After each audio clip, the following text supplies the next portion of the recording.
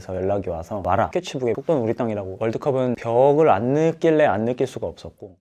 프로코리아 통산 326경기 출전, 그중 부산에서만 201경기를 뛴 부산의 레전드, 국가대표 15경기 출전, 런던 올림픽 동메달리스트 박종우 선수를 모셨습니다. 반갑습니다. 박종우 선수입니다. 축구 명문으로 꼽히는 장운고 연세대를 거쳐 2010년 K리그 드래프트에서 1순위로 부산에 입단했는데요. 원래는 전북으로 갈 운명이었다고요? 드래프트라는 게 1, 2순위에 될 만한 선수들을 홍문동에 있는 그랜드 호텔로 부르거든요. 하루 전날에 저는 이제 전북에서 연락이 와서 너를 1순위로 뽑을 거니 와라 해가지고 드래프트장에 갔는데 1순위를 뽑는 순서를 먼저 뽑는데 전북이 맨 마지막 순서였어요. 어차피 맨 마지막 순서에 제 이름이 울릴 거니 가만히 앉아서 기다리고 있었는데 342번 박종우 누가 중간에 외치더라고요. 보니까 부산 아이파크 테이블에서 제 이름을 부르더라고요. 자연스럽게 부산 아이파크로 오게 됐죠. 입단 첫 시즌이 2010년 황선홍 감독 아래서 부산에서 프로 데뷔를 하셨습니다. 처음 프로 무대에 발을 디뎠을 때 이 정도면 뭐 할만하다 느낌이 들던가요? 첫 시즌을 보내고 나서의 느낀 점은 해볼만 하네? 물론 제가 이제 부족한 점을 더 채워나가야 한다는 것도 느꼈고 2010년도 1년차는 많은 걸 느끼게 해줬던 2011시즌부터는 안익수 감독 체제에서 꾸준히 경기에 나서며 본격적으로 존재감을 보여주셨는데요. 당시 안익수 감독의 축구 스타일과 박종우 선수의 플레이가 잘 맞았다고 보시나요? 안익수 감독님 아래에서 정말 많은 걸 배웠다고 생각하거든요. 특히나 수비적이면 많은 걸 배웠고 또 안익수 감독님이 삶을 살아가는 데 있어서 도움이 될 만한 말씀들을 엄청 많이 해주셨어요. 물론 엄격하시고 시간이 지나고 나니 오히려 더 그게 도움이 많이, 몸은 힘들고 머리도 아프고 했지만 그때 참 좋았던 기억들이 많아요. 이후 홍명보 감독의 선택을 받아 2012 런던 올림픽에 출전하게 됩니다. 기성용 선수의 파트너 자리를 두고 정우영, 한국영 선수와 경쟁했는데요. 이들을 제치고 당시 주전으로 뛸 수 있었던 이유가 뭐라고 보시나요? 제가 안익수 감독님한테 느꼈고 배웠던 그러한 수비적인 면이 홍명보 감독님이 원하는 그거와 딱 맞아 떨어졌던 것 같아요. 제가 좋아하는 플레이를 보여줄 수 있는 상황이 만들어진 거예요. 수비적인 면에 치중을 두고 성룡이 형한테 조금 더 공격적인 부분을 할 수 있었던, 저한테 자연스럽게 기회가 오지 않았나. 그리고 저 역시 뭐 최선을 노력을 했고 일단은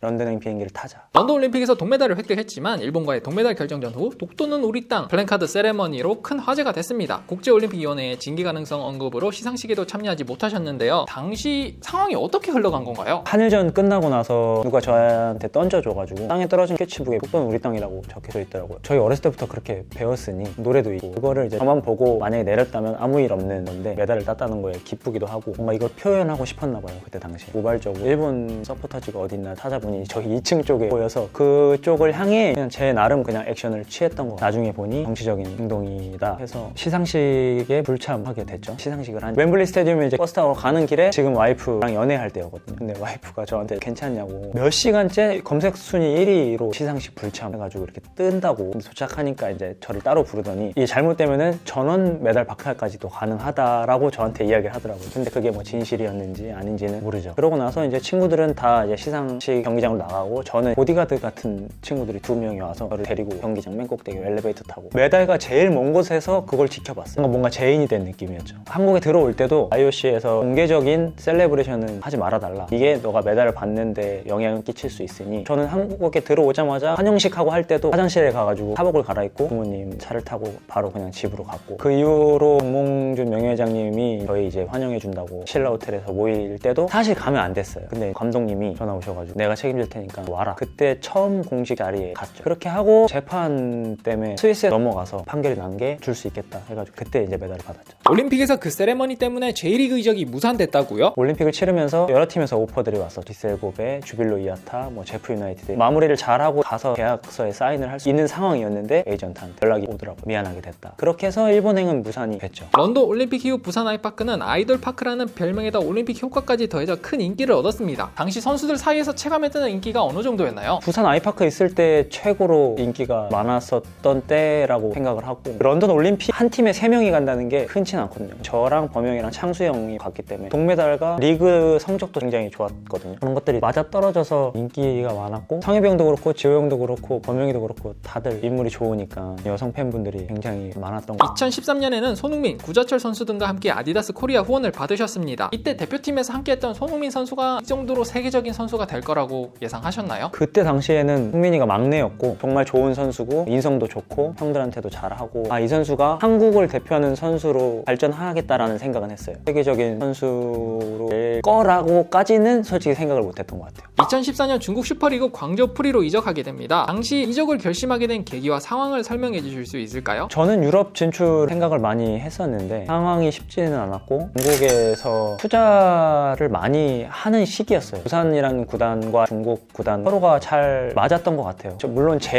의견보다는 구단과 구단이 더 잘 맞았었던 거죠. 저는 무조건 중국으로 갈 거예요까지는 아니었거든요. 근데 중국을 통해서 충분히 다른 길들이 펼쳐질 수 있겠다라는 생각을 했고 기회라면 기회지 않겠나 싶어서 중국행을 결심을 했죠. 그리고 그때 당시에 광저우 프리 감독님이 유명하신 에릭손 감독님이셨기 때문에 그러한 지도자 밑에서 한번 배워보고 싶기도 했기 때문에 광저우에서 팀이 리그 3위라는 구단 역사상 최고 성적을 기록하고 AFC 챔피언스 리그까지 진출했습니다. 시즌을 돌이켜보면 뭐가 가장 기억에 남나요? 구단 역사상 최고의 성적을 거두었다라는 거에 저도 의미가 크고 축구적으로 배울 수 있었던 게 되게 많았고 에릭손 감독님이 왜 명장이구나라는 걸 느꼈거든요. 한국 선수였던 현수 그때 아무튼 뭐 용병, 케미, 중국 친구들 모든 게 다 잘 맞았어요. 같은 해 브라질 월드컵 대표팀에 승선해 월드컵을 경험하셨습니다. 비록 출전 기회는 없었지만 월드컵이라는 무대를 직접 경험해보니 어떻던가요? 벽을 안 느낄래 안 느낄 수가 없었고 올림픽 때랑 비교를 안 할 수가 없었죠. 올림픽은 연령대 선수들이었고 월드컵은 각 나라의 최고의 선수들이 모여서 하는 거기 때문에 저는 경기에 나가지는 못했죠. 많이 아쉽긴 했는데 밖에서 그냥 보는 것만으로도 많은 걸 느낄 수 있었고 어떤 거를 발전시켜야 할까라는 의문점이 엄청 많았어요. 알제리전도 그렇고 벨기에전도 그렇고 우리 선수층도 나쁘지 않고 충분히 해볼 수 있을 거라고 생각했는데 디테일 면에서 차이가 좀 많이 났고 또 신체적 면에서도 차이가 많이 나더라고요. 알제리 선수들의 유연성과 탄력을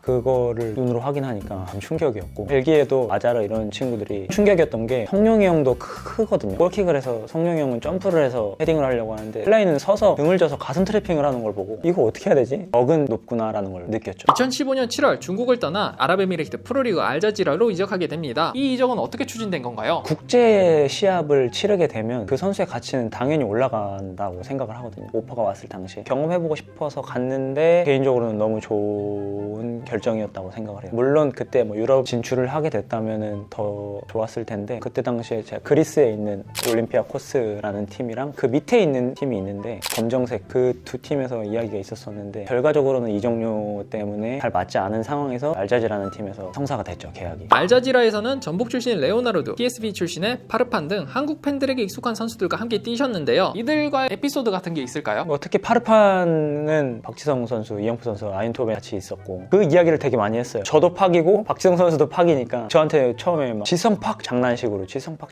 이렇게 부르기도 했고 알자지라에서 2번 우승을 차지하셨는데 이는 박종호 선수 커리어의 유일한 우승으로 남아 있습니다. 우승 당시의 소감은 어떠셨나요? 솔직히 너무너무 좋았고 우승이란 게 이런 거구나 라는 걸 알게 됐고 그 정말 좋은 와중에도 한 가지 아쉬움이 있었던 게 부산에 있을 때 우승을 한번 해봤으면 어땠을까 라는 생각이 또 들더라고요. 그때 알자지라 구단주가 만수르였다고요? 저희 그 알자지라 구단주님이 만수르 쉐이크 만수르였고 한번 만나볼 수는 있을까? 라는 생각을 했고 그 친구들한테 쉐이크 만수르를 만난다는 것 자체가 가문의 영광이고 프레지던트 컵을 우승을 하고 스카이박스에 쉐이크 만수르가 있었는데 리원이가 4살인가 5살이었는데 이제 안고 같이 이제 올라가서 만수르를 한번 보여주고 사진이라도 하나 남겨놓으면 어떨까. 만수르가 그래도 유명하고 하니까 이 사람이 어떤 사람인지 나중에 크면 얘기해줄 수도 있고 추억이 될 수도 있고 해서 같이 올라가려고 하니 시큐리티가 막더라고요. 경기장 밟은 선수랑 감독님, 코치님만 들어갈 수 있다고. 그래서 이제 통로를 들어가서 이제 악수하고 저한테 일단 잘했다라고 한마디 해줬던 기억이 있고.